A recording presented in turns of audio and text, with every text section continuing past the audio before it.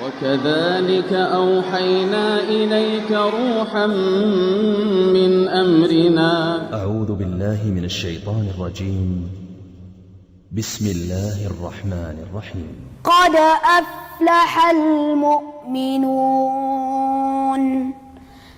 الذين هم في صلاتهم خاشعون والذين هم عن اللغو معرضون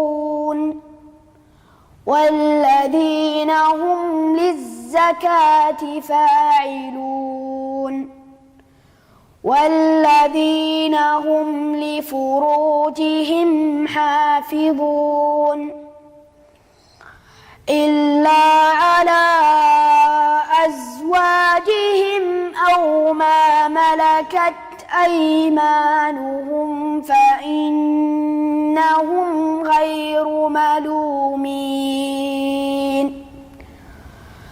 فمن ابتغى وراء ذلك فأولئك هم العادون والذين هم لأماناتهم وعهدهم راعون